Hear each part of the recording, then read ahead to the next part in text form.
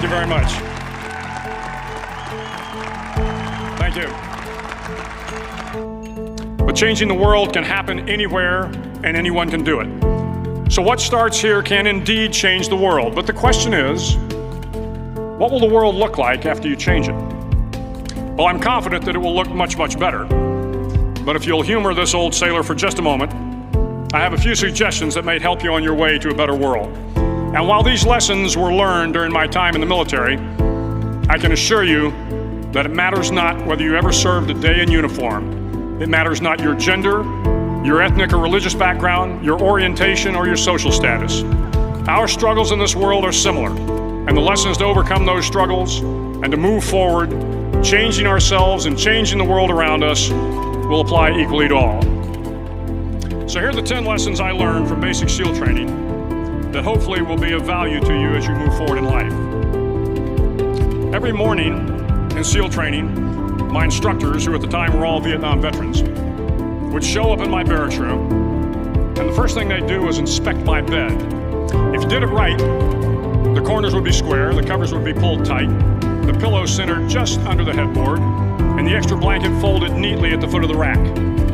It was a simple task, mundane at best, but every morning we were required to make our bed to perfection. It seemed a little ridiculous at the time, particularly in light of the fact that we were aspiring to be real warriors, tough, battle-hardened SEALs.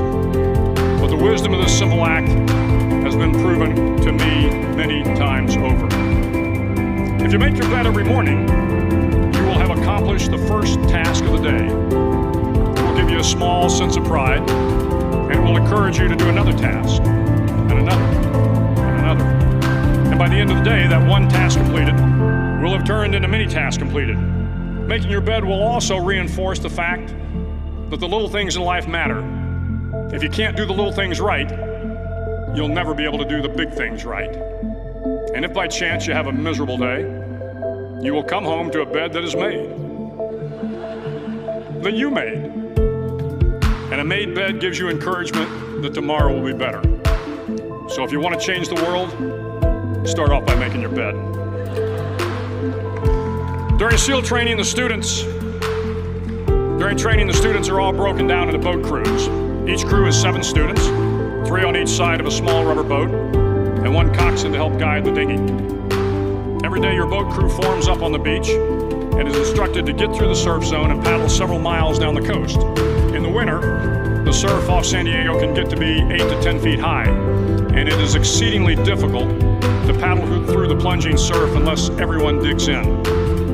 Every paddle must be synchronized to the stroke count of the coxswain. Everyone must exert equal effort, or the boat will turn against the wave and be unceremoniously dumped back on the beach. For the boat to make it to its destination, everyone must paddle. You can't change the world alone. You will need some help. And to truly get from your starting point to your destination takes friends, colleagues, the goodwill of strangers, and a strong coxswain to guide you. If you want to change the world, find someone to help you paddle. Over a few weeks of difficult training, my SEAL class, which started with 150 men, was down to just 42. There were now 6 boat crews of 7 men each. I was in the boat with the tall guys, but the best boat crew we had was made up of the little guys, the Munchkin crew we called them. No one was over 5'5". The Munchkin boat crew had 1 American Indian, 1 African American, 1 Polish American, 1 Greek American, 1 Italian American, and 2 tough kids from the Midwest. They out-paddled, outran, and outswam all the other boat crews. The big men in the other boat crews would always make good-natured fun of the tiny little flippers the Munchkins put on their tiny little feet prior to every swim. But somehow these little guys from every corner of the nation and the world always had the last laugh, swimming faster than everyone and reaching the shore long before the rest of us. SEAL training was a great equalizer. Nothing mattered but your will to succeed, not your color, not your ethnic background, not your education, not your social status. If you want to change the world, measure a person by the size of their heart, not by the size of their flippers. Several times a week, The instructors would line up the class and do a uniform inspection. It was exceptionally thorough. Your hat had to be perfectly starched, your uniform immaculately pressed, your belt buckle shiny and void of any smudges. But it seemed that no matter how much effort you put into starching your hat, or pressing your uniform, or polishing your belt buckle, it just wasn't good enough. The instructors would find something wrong. For failing the uniform inspection, the student had to run, fully clothed, into the surf zone.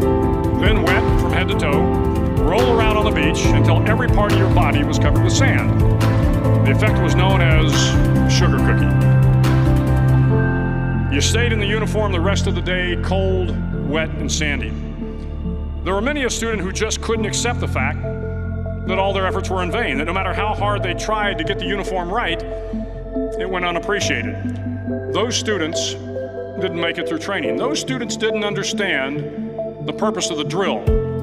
You were never going to succeed. You were never going to have a perfect uniform. The instructors weren't going to allow it. Sometimes, no matter how well you prepare or how well you perform, you still end up as a sugar cookie.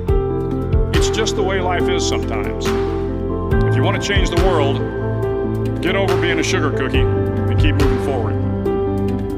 Every day during training, you were challenged with multiple physical events: long runs, long swims, obstacle courses, hours of calisthenics, something designed to test your mettle.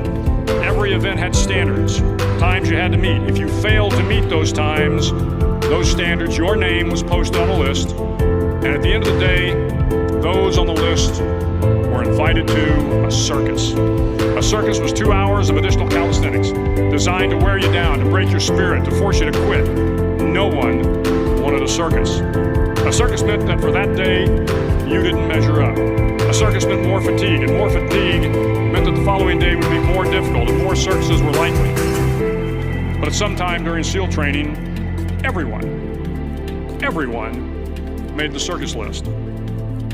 But an interesting thing happened to those who were constantly on the list. Over time, those students who did 2 hours of extra calisthenics got stronger and stronger. The pain of the circuses built inner strength and physical resiliency. Life is filled with circuses. You will fail.